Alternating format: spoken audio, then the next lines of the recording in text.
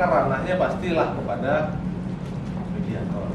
Nanti di bawah saya kan di tadi teman-teman ada pertanyaan kan, ada yang non litigasi dan litigasi. Kalau non litigasi itu ada di bipartit dan mediasi maupun arbitrasi dan konsiliasi, maka kalau sudah ke pengadilan namanya sudah ke litigasi. Yang kedua, dalam hal perundingan bipartit masih belum ini tersepakati, maka akan dibuat namanya risalah yang memuat tentang materi apa yang belum disepakati, pendirian para pihak, dan tempat tanggal di mana para pihak. Jadi kalau sudah terjadi perundingan, kalau tadi kan nggak terjadi perundingan, maka serikat pekerja sudah melayangkan surat tadi. Kalau perselisihan berarti langsung ke disnaker. Suratnya jangan langsung ke mediator, kawan. Suratnya adalah ke Kepala Dinas Tenaga Kerja tentang pencatatan perselisihan hubungan industrial. Baru nanti Dinas Tenaga Kerja akan memanggil para pihak untuk yang namanya klarifikasi perselisihan hubungan industrial. Prosesnya seperti itu. Klarifikasi itu dan penawaran. Dalam konteks penawaran tadi kan ada 3 di dinas itu, ada mau pakai mediator atau konsiliator atau arbitrase. Tapi yang umum dan lazim adalah ya udahlah mediator aja. Karena mediator adalah pegawai Dinas Tenaga Kerja, PNS. Tapi kalau konsiliator dan arbitrase kan bukan. Kalau konsiliator itu bisa orang umum, tapi yang ditunjuk dengan suatu keputusan menteri. Kalau arbitrase lebih ribet lagi, karena arbitrase bersifat final. Jadi dari serikat pekerja mengajukan siapa arbiternya, pengusaha siapa arbiternya, nanti ada arbitrase yang netral. Nah, itu agak hati-hati juga gitu kan. Di saat nanti arbiternya voting, itu bahaya juga. Arbiter yang ininya bisa kemana larinya kan itu aja. Nah, maka teman-teman biasanya yang lazim dan umumnya adalah memilih mediator, karena pasti mediator itu ada di seluruh dinas tenaga kerja, di seluruh instansi. Tapi kalau konsiliator belum tentu. Di kabupaten A misalnya belum tentu itu ada konsiliator yang ditunjuk, karena nggak jelas kerjanya kan, nggak ada, kalau nggak diminta kan dia nggak kerja. Maka ini pun sama, kalau terjadi perundingan kan kembali lagi berdiri bipartit. Tapi kalau disepakati di sini harus disepakati untuk tidak setuju, sepakat untuk tidak sepakat. Bahasa itu juga kayak gitu. Jadi bahasanya kalau teman-teman udah ngomong deadlock, maka dibuat yang namanya risalah perundingan. Jangan lupa setiap perundingan apapun sebenarnya, nggak cuma PKB, teman-teman kalau perundingan bipartit jangan lupa yang namanya risalah perundingan, karena ini tiket. Jangan cuma kita bikin notulen aja. Kalau saya harapan, kalau saya kasih masukan, jangan notulen, buatlah namanya risalah perundingan. Karena ada yang reseh nanti di saat ke dinas, ternyata kamu nggak ada risalahnya, ada notulen. Enggak, di dalam undang-undang ngomongnya risalah. Kalau yang masih agak gampang ya nggak apa-apa lah, ini anggap aja ini. Tapi ada juga yang saklek nggak mau, bunyinya harus risalah perundingan. Ini untuk menghindari hal-hal tadi, ada dinas yang agak longgar dengan notulen itu udah dianggap sebagai risalah, tapi ada juga di mediator atau dinas yang ini belum ada risalah. Risalah itu isinya apa? Nanti di riset berikutnya ada. Apabila di dalam perundingan itu tercapai kesepakatan, kalau bipartit tadi saya agak mundur sedikit, kalau bipartit terjadi kesepakatan, maka dibuatkan namanya perjanjian bersama. Maka ini salah satu pihak atau kedua belah pihak mencatatkan ke dinas. Karena sudah sepakat kalau PKB kan. Sepakat ya Pak, Bu, bahwa pasal-pasal ini kita nggak bisa sepakat, maka kita akan bawa ke pihak ketiga yaitu dinas tenaga kerja. Maka ini nanti saya bacakan di dalam risalah. Instansi yang dimana maksud tadi di ketiga adalah SKPD bidang ketenaga kerjaan di Kabupaten Kota. Jadi satuan tugas untuk bidang ketenaga kerjaan. Kabupaten Kota ya pasti dinas tenaga kerja. Kan ada juga yang namanya Disnakertran, ada dinas tenaga kerja dan pemakaman di daerah macam-macam. Ada dinas masih kalau ketenaga perindustrian masih agak nyambung. Ada dinas tenaga kerjaan dan perumahan atau macam-macam lah. Pokoknya di dinas tenaga kerja yang membidang. Apabila ke kabupaten kota, apabila PKB berlaku cuma di kabupaten yang berbeda, maka provinsi. Sama aja seperti kayak pengesahan PKB. Jadi ini juga sama. Kalau perselisihan pun juga sama. Kalau PKB-nya cuma berlaku di satu perusahaan atau dua perusahaan di satu kabupaten, maka cukup di dinas mediatornya atau di disnakernya mencatatkannya di dinas kabupaten dan kota. Tapi kalau di dua kabupaten yang berbeda, maka pencatatan perselisihannya ada di mediator atau dinas tenaga kerja di provinsi. Begitu juga kalau di dua provinsi yang berbeda, maka ke Direktorat Jenderal PHI dan Jamsos. Biasanya kalau di Kementerian Agama. Pastilah penyelesaian perselisihannya itu menggunakan dua buka.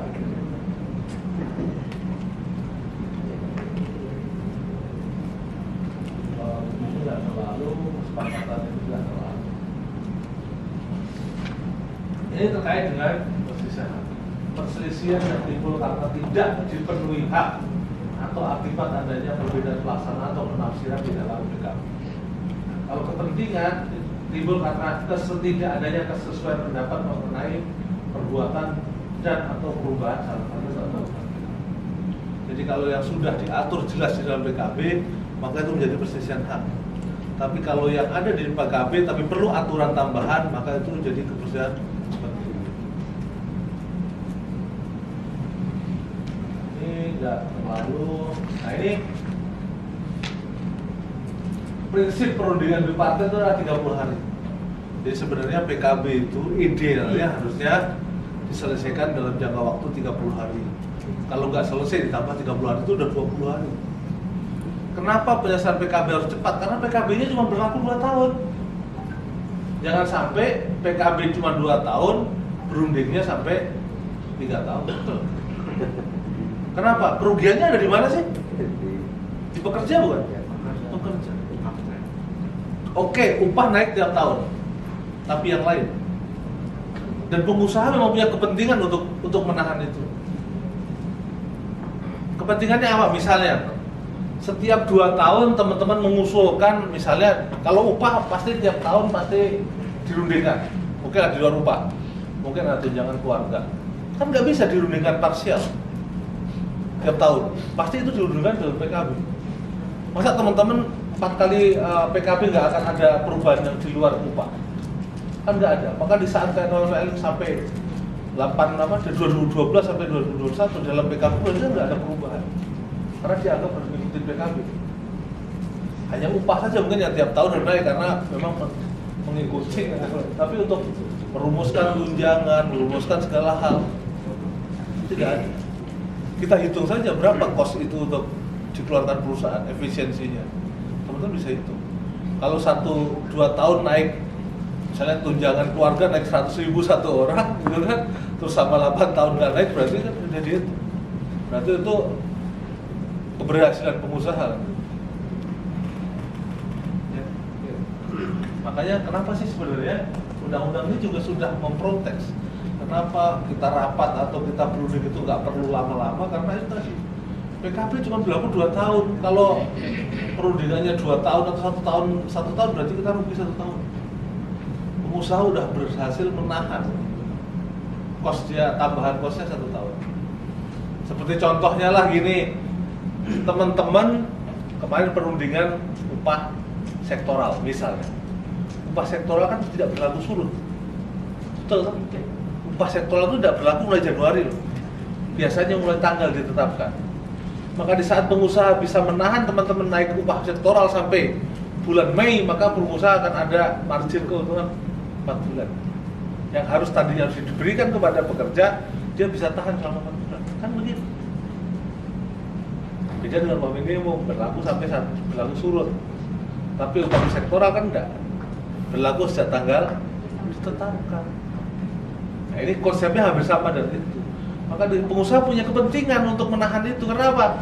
Di saat ini ditahan-tahan terus, maka misalnya ini 1 tahun nggak selesai, tahan terus. Akhirnya 1 tahun baru disetujui semua. Apalagi kalau tadi pasal-pasal yang disepakati dalam PKB adalah menunggu sampai dengan ditandatangani seluruh pasal dalam PKB. Selesai.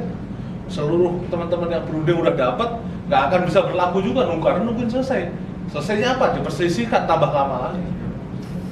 Nggak ada proses peradilan yang kelar 5 bulan. Kita hitung nanti kita normalnya berapa gitu kan. Ini yang kemarin itu 30 hari.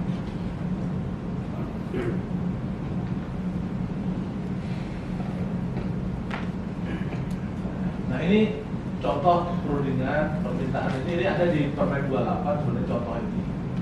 Ini enggak tinggal teman-teman, ini kan hanya standar aja, standar baku di dalam Permen 28. Maka ada perundingan. Saya nggak akan itu terlalu ini terkait dengan tadi risalah.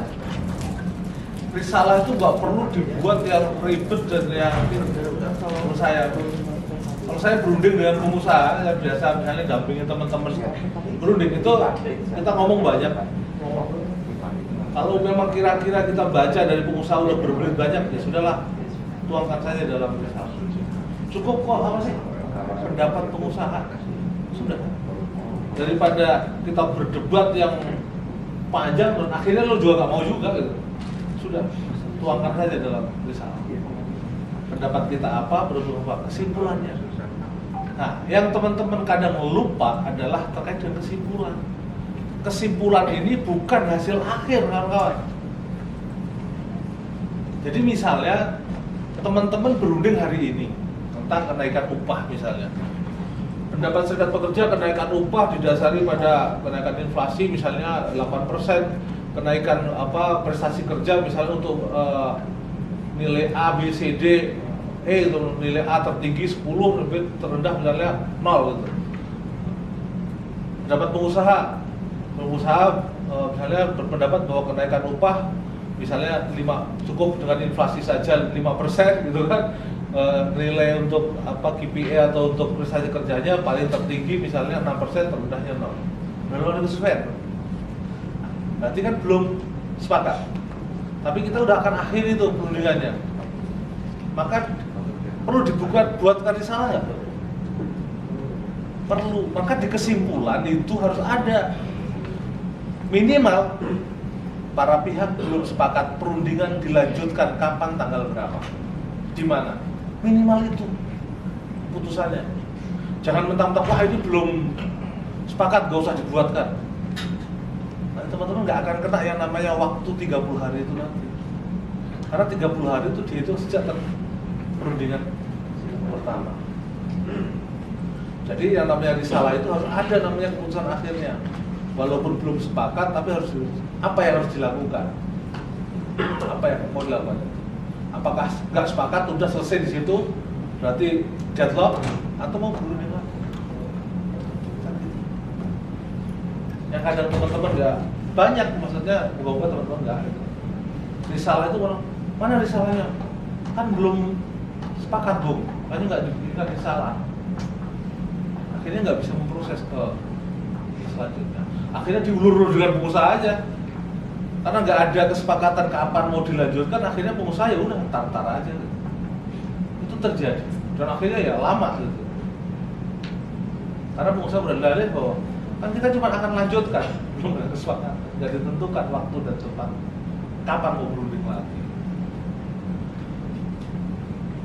Yang pasti jangan lupa nama dan alamat para pihaknya, tanggalnya, di mana. Saya kayak contohnya saya berita acara pada hari ini tepat di mana. Ini rancangannya ada di sini. Paling Monggo. Tapi paling lambat ketika itu sudah kesimpulan Pak, misalnya si pengusaha ini tidak bisa memutuskan kesepakatan itu, dia meminta untuk didiskusikan dulu pada direksi. Ya. Nah, itu berapa hari Pak? Maksudnya kan itu kan berarti belum sepakat. Intinya sih mereka mengiyakan tapi dibicarakan dulu. Itu gimana? Yang lazim 1 minggu. 1 minggu Pak. Yang lazim. Tapi kalau teman-teman bisa menyepakati, jangan 1 minggu lah, 3 hari ya apa-apa. Tapi biasa yang lazim Itu maksimal. nggak maksimal, yang lazim. Yang lazim. Karena kan contohnya persidangan itu kan 1 minggu, tiap minggu. Mediasi kan sidangnya tiap minggu, 7 hari. Dianggap 7 hari kerja itu sudah cukup lah untuk diskusi dengan yang tadi. Contohnya surat yang lazim itu berapa hari sih ngasih waktu? 7 hari. Kalau sudah surat kedua, ketiga boleh itu 3 atau 4 hari. Tapi yang pertama memberikan waktu 7 hari. 7 hari kerja itu kalau ditambah sama libur udah jadi 10 hari. Tapi minimal 7 hari lah, minimal 7 hari. Itu yang umum. Jadi misalnya hari ini Rabu berarti Rabu depan. Kecuali misalnya, wah ini Pak Direksi yang ini lagi keluar negeri ya, itu mungkin bisa teman-teman rumus. Kalau praktik kami Pak di DKI itu 3 bulan Pak. Itu dia. Karena di sini loh, kita kembalikan gini Mas. Kembalikan di sini. Enggak, maksudnya gini Pak. Ini kan maksudnya pada saat itu memang kan kita saling komitmen ya Pak ya. Memang pada saat itu. Iya. Ternyata memang dia itu nggak bisa kalau dikasih waktu hanya 30 hari. Kita malah minta sebulan pada saat itu. Dia tetap nggak bisa. Tapi jangan terlalu lama juga, Pak. Karena ini kembalikan aja ke sini bahwa perundingan bipartit sesuai Undang-Undang 2 2014 itu cuma 30 hari. Kalau nggak selesai ya udah kita beranjak aja. Itu berarti kan sebenarnya teknis ya Pak. Maksud saya, kenapa sih kita nurutin beliau permintaannya? Karena agar tercapai gitu loh Pak. Jadi pada saat itu sebenarnya Pak poinnya. Kalau saya ya kita hukum lah gitu kan. Jadi jangan mau masuk kepada area tekniknya perusahaan. Karena itu juga dalam konteks mengulur-ulur. Misalnya gini, ya udah oke Pak, kita sepakati ya. Kita sepakat. Kita ke mediasi. Di dalam mediasi juga masih tawarkan kok. Kalau memang masih dimungkinkan untuk berunding di luar sidang ini, silahkan. Bisa dirundingkan. Di dalam pengadilan pun seperti itu.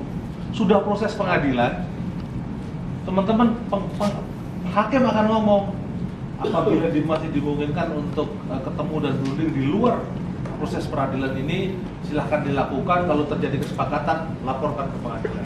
Seperti itu. Jadi jangan ngikutin dia terus. Ya udah Pak, gak apa-apa. Kalau memang tidak sepakat, udah. Yuk kita sepakat atau tidak sepakat, kita jalan saja. Lanjut untuk memberikan suatu kepastian hukum terhadap para pihak. Dan kalau memang nanti kita di jalan kok memang kita bisa bersepakat, ya sudah. Karena nanti prosesnya berbeda. Jadi gini kawan. Jadi kalau teman-teman perundingan bipartit sepakat, itu dibuat PB. Itu harus PB didaftarkan ke Pengadilan Hubungan Industrial, akan mendapatkan akta. Akta itu tadi yang kemarin menunjukkan hukumnya sama dengan putusan pengadilan. Itu kalau di bipartit. Tapi kalau teman-teman sudah mendaftarkan itu ke mediasi, ke Disnaker, terus akhirnya di mediasi, anggaplah kita mediasi, rumah yang paling gampang lah. Di mediasi kan pasti ada sidang mediasi juga, ada risalah mediasi juga. Terus teman-teman berunding di luar. Pasca jalan ini mungkin lobby-lobby lah. Akhirnya berunding dan terjadi kesepakatan. Dan sudah tinggal laporkan saja pas sidang mediasi berikutnya. Setelah dibuka, teman-teman ngomong bahwa Pak Mediator, bahwa kami pada saat proses mediasi kemarin sampai dengan hari ini kami melakukan pendekatan, melakukan perundingan di luar sidang mediasi telah tercapai kesepakatan. Jadi ini perjanjiannya. Nanti pihak mediator yang akan mencatatkan. Dan nanti diikrarkan di dalam. Jadi mediator yang akan bikin, bukan anjuran, akan bikin risalah atau PB tentang. Begitu juga di pengadilan.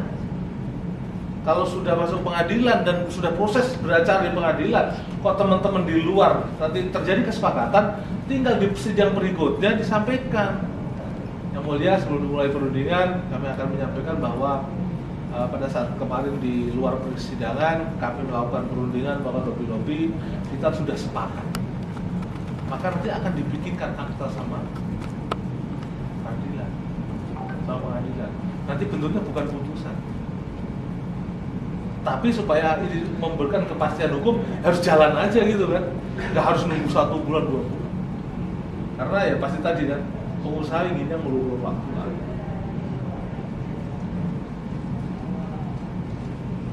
Nah, nanti saya katakan kalau ini cuma apa di dalam undang Permen 28 terhadir jadi salah.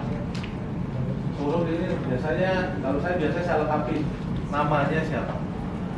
Nama-nama yang perusahaan siapa, biasanya nama-namanya siapa, nama perusahaannya PT apa, alamatnya di mana, nama pekerja buruh siapa, terus wakil serikat pekerja apa, gitu kan, apa di mana.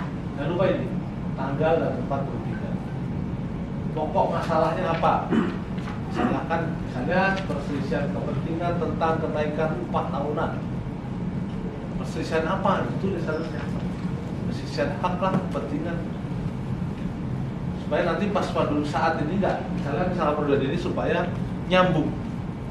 Kalau perselisihan kepentingan jangan sampai di bawah nanti dimulai perselisihan hak pindah ke PHI nanti jadi perselisihan kepentingan, karena alurnya harus sama. Ini cukup pendapat yang dimasukkan itu, jadi perdebatannya nggak boleh masukkan pendapat akhir dari serikat pekerja atau pekerja apa, pendapat akhir dari pengusaha apa, kesimpulannya apa. Kalau sepakat ya sepakat memberikan kode dengan apa misalnya kenaikan upah untuk inflasi itu dari sekian, dari sekian, sudah dibuatkan namanya. Nanti setelah disalahin selesai ditandatangani kedua belah pihak baru dibuatkan namanya perjanjian bersama. Ini kesepakatan dibuat PB didaftarkan ke pengadilan negeri atau PHI di mana di PN, bukan, tapi pengadilan hubungan bunyinya di pengadilan kepada kepala pengadilan hubungan industrial pada pengadilan negeri, bahasanya seperti itu. Jadi PHI itu ada di PN bahasanya, di mana para pihak apabila ini yang ini kan kita bisa PB-nya ini contoh PB singkat. Contoh PB singkat dia pada hari ini tanggal sekian. Biasanya ini jangan langsung ditulis. Pada hari ini misalnya Rabu tanggal 31 harus tulis 31 bulan Maret tahun 2021 baru dikurung 31/03 tahun 2021. Ini apa kaidah buat perjanjian. Nama siapa yang membuat perjanjian? Cukup perwakilan dari perundingnya apa? Cukup. Apa isi dari PB tersebut? Mau diisi semua tim perunding, ya mau siapa perjanjian. Tapi cukup satu juga bisa yang mewakili saja. Baru PB inilah yang nanti akan didaftarkan. Kalau itu ini terjadi di Bipaktit, PB itulah yang akan didaftarkan ke pengadilan hubungan industrial untuk mendapatkan akta pencatatan. Jadi cukup akta pencatatan saja, bukan putusan ya. Di pengadilan teman-teman nggak akan mendapatkan putusan, hanya nomor akta pencatatan pendaftaran perjanjian bersama. Karena ini ada juga nih Pak, lucu di BPJS Kesehatan. PB ini kan dicatat di dalam akta. Yang nanya, akta itu nggak sesuai dengan putusan pengadilan. Kalau putusan pengadilan itu kan ada menimbang, ada pendapat para pihak, ada memutuskan ini. Nah, saya bilang itu belajar hukum dulu lah. Pusing kita jelasinnya kan gitu. Banyak yang bermasalah terkait dengan putusan kemarin, ada yang apa?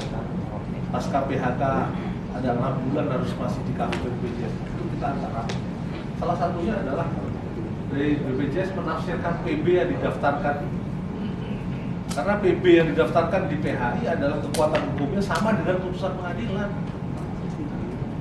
Jadi bedanya nanti PB yang didaftarkan sudah mendapatkan akta itu apabila diuji ibaratnya sama dari teman-teman, kalau ini ada yang buat prestasi, teman-teman hanya tinggal minta permohonan eksekusi kepada pengadilan. Tapi kalau PB itu tidak apabila salah satu diingkari, maka kalau PB ini tidak didaftarkan di dalam PHI, maka teman-teman prosesnya akan memulai seperti awal. Dari gugatan, ya kan? Nanti ada hak jawab jinawab sesuai dengan proses peradilan perdata. Itu kan ada gugatan, jawaban, replik, duplik, ya kan? Bukti penggugat, bukti tergugat, terus ada saksi penggugat, saksi tergugat, kesimpulan, putusan. 10 kali sidang, minimal 11 kali jalan kalau lancar, berarti 11 minggu. Itu kalau nggak ada salah satu penghalangan, kalau nggak hakimnya masuk angin, lagi masuk angin, nggak jadi, itu udah depan. Ya, begitu Pak. Kalau menurut di sini enak banget Pak, kalau pesidang itu sekian selesai sidang kita. Nah, ini berita acara Bunda Bupati. Ini bagian tentang perselisihan. Nah, ini nanti saya akan catat semua dulu.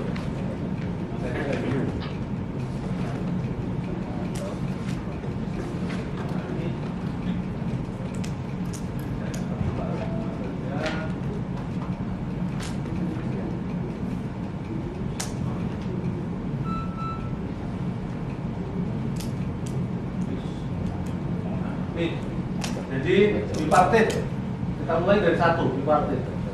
Bipartit itu dilakukan oleh pengusaha, ini SP, berdua. Jangka waktunya 30 hari. Yang merah ini adalah yang non litigasi, yang di luar peradilan. 30 hari. Ini apabila sepakat, maka dibuat PB dan didaftarkan ke sini. Ini alurnya.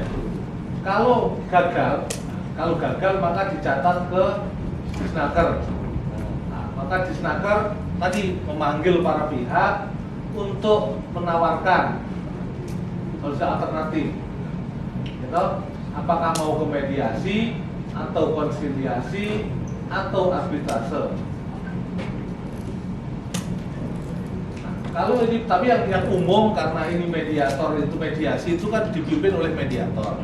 Kalau konsiliasi dipimpin oleh konsiliator, kalau arbitrase maka dipimpin oleh seorang arbiter, orangnya. Kalau ini lembaganya. Tapi yang biasa teman-teman ini lompat, yang biasa teman-teman lebih mudah familiar adalah mediator, mediasi. Karena mediasi ini adalah pejabat Disnaker, PNS di Disnaker di mana teman-teman terdaftar. Kalau ini juga waktunya cuma 30 hari. Jadi 30 hari harus sudah selesai dan produk hukumnya yang namanya adalah anjuran. Kalau di sini tadi produk hukum dan bipartit adalah risalah perundingan. Risalah apa PB atau apa namanya, kalau nggak sepakat ya surat pencatatan. Tapi yang ditanyakan di mediator pasti adalah risalah perundingan. Sudahkah dilakukan perundingan? Di mediasi pertama yang pasti akan dilakukan oleh Disnaker. Kalau pada saat suratnya kan ke Disnaker, maka Disnaker akan memanggil para pihak untuk klarifikasi dan nanti memilih mau kemana, mediator. Baru setelah teman-teman misalnya memilih, Pak kami ingin diselesaikan oleh mediasi, oleh mediator, maka Kadisnaker akan menunjuk mediator, siapa mediator yang akan menangani. Baru nanti mediator membuat surat panggilan untuk sidang mediasi. Jadi ada 2 tahap. Yang pertama dipanggil, baru yang kedua dilakukan sidang. Maka mediasi ini akan terakhir itu produk hukumnya akan anjuran. Kalau sepakat, karena setelah anjuran itu kan 10 hari harus menjawab, buat jawaban atas anjuran. Maka kalau sama-sama sepakat, maka dibuatkan namanya PP juga didaftarkan juga ke Pengadilan Hubungan Industrial.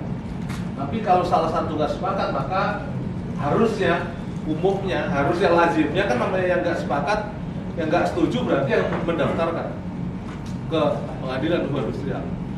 Tapi kayaknya belum ada dan jarang sekali mau perusahaan itu yang menggugat serikat pekerja. Walaupun pengusaha yang nggak sepakat. Kenapa? Kalau mereka diam dan nggak ngapa-ngapain untuk kepastian hukum kan mau nggak mau jadi kita jadi penggugat. Sebenarnya enak jadi tergugat karena kita ya kayak tadi kan teman-teman serikat yang minta kita punya bantah aja punya. Gugatan juga begitu. Jawaban gugatannya yang penting bantah dari apa yang mereka itu. Setujuannya punya bantah aja punya. Tapi makanya gitu. Tergugat itu ya bantah dari apa yang digugatkan itu pokoknya. Kita lebih enak gitu. Kalau yang penggugat harus mendalilkan kan gitu. Tapi karena yang umum gitu kan jarang sekali pengusaha yang mau jadi penggugat. Ada, saya pernah sekali dua kan, tapi beberapa kasus nggak pernah mau pengusaha itu jadi. Pokoknya dia diem aja lah pokoknya gitu. Akhirnya apa? Ya mau nggak mau kan kita untuk memperoleh kepastian hukum kan kita tetap harus menggugat. Kalau nggak gugat dia diem ya nggak ngapa-ngapain lagi. Ini 30. Lalu pas 7 dibikin tolak Pengadilan Hubungan Industrial. Kalau Hubungan Industrial ini adalah putusannya, bentuknya atau produk hukumnya dari PHI adalah putusan. Ini 50 hari kerja teorinya. Kan tadi kan masuk pendaftaran dari gugatan kan 10 kali. Gugatan, jawaban, itu 10 kali perundingan, 10 kali sidang. Yang terakhir sidang itu 2 minggu, berarti 11 minggu. 11 minggu itu kalau berapa hari? 12,5. Kurang lebih ya? Iya, 12,5. 12. Iya, 50 hari 12,5. Iya. Ya, kurang lebih itu. 12 kan 11 minggu. Ya, kalau kasasi Pak, ada lagi dari Pak. Artinya langsung istirahat pada saat kasasi Pak. Nanti Pak saya buka ini yang baru 30 proses persidangan. Tapi pertanyaannya adalah ini kan kalau lancar, misalnya sidang pertama datang, besok sidang kedua hakimnya datang, tergugatnya pengusaha bikin surat kepada majelis bahwa berhalangan nggak datang, masih bagus kalau bikin surat. Kalau nggak datang aja, mau nggak mau majelis pasti berikan kesempatan, kita tunda minggu depan.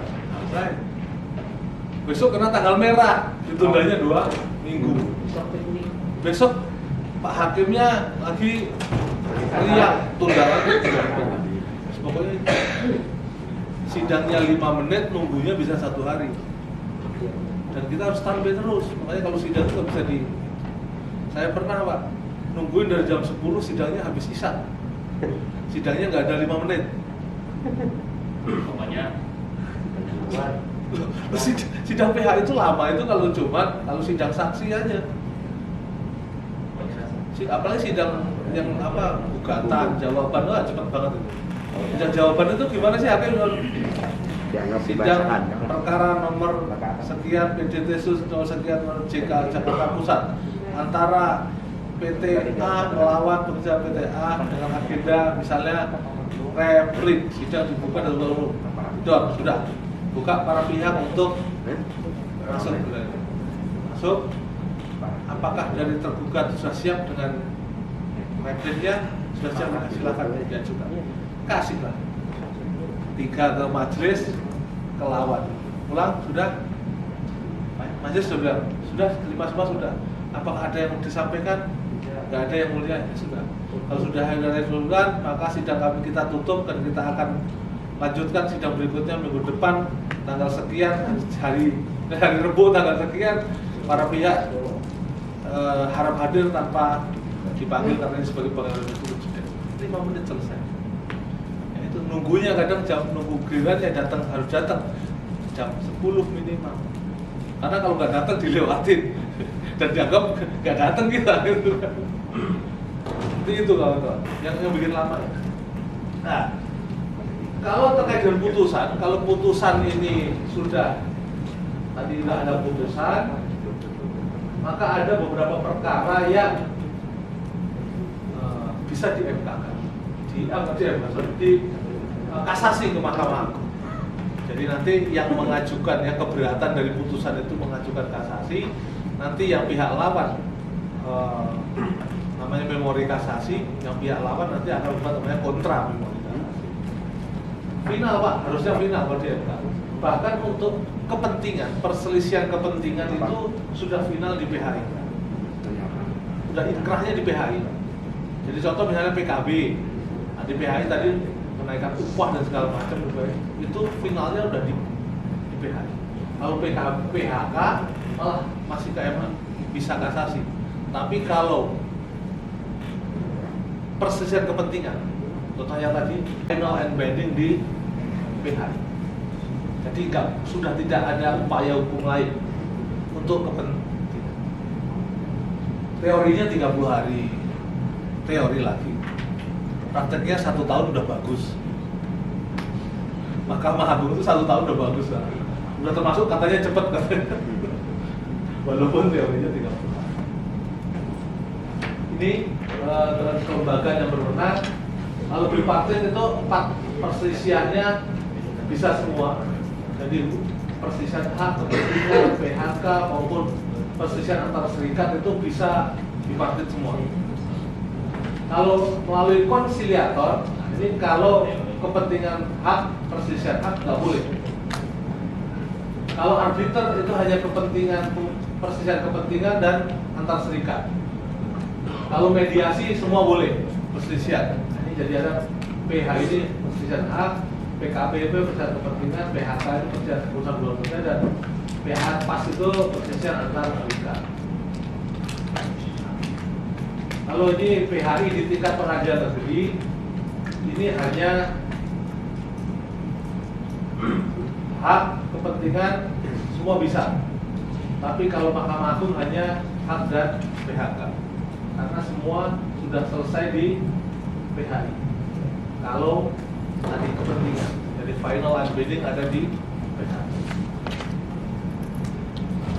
Undang-Undang 2 2004 mengatakan totalnya, itu kan ini total 140 hari.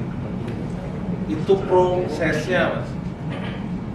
Yang lama itu misalnya sudah dapat anjuran 10 hari, terus siapa yang mau ngajuin duluan? Itu nggak diatur, nggak dihitung. Dihitungnya cuma prosesnya saja. Di partit 30 hari, di mediasi harus 30 hari keluar anjuran. Tapi pas keanjuran yang mau, apakah pas sudah dapat terus langsung digugat? Kan enggak. Sama juga di sini. Apakah selesai putusan langsung terima? Kan enggak juga. Kalau perusahaan nolak, akhirnya kan ajukan unmanding 1, 2, 3 eksekusi, wah itu panjang pokoknya. Nah, ini dulu. Ini hanya contoh aja, ini waktu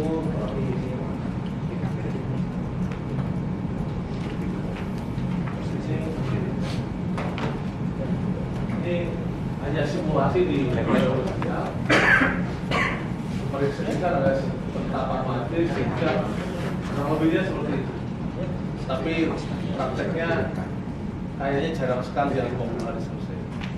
Bahkan bisa lebih dari 2 kali lipat. Kayaknya sih saya itu yang bisa saya sampaikan. Mungkin ada pertanyaan atau konfirmasi dari teman-teman. Nah, saya akan bukakan sedikit terkait dengan apa, nanti saya nggak bisa menyampaikan, tapi mungkin nanti bisa sebagai tambahan bacaan saja untuk teman-teman, yaitu terkait dengan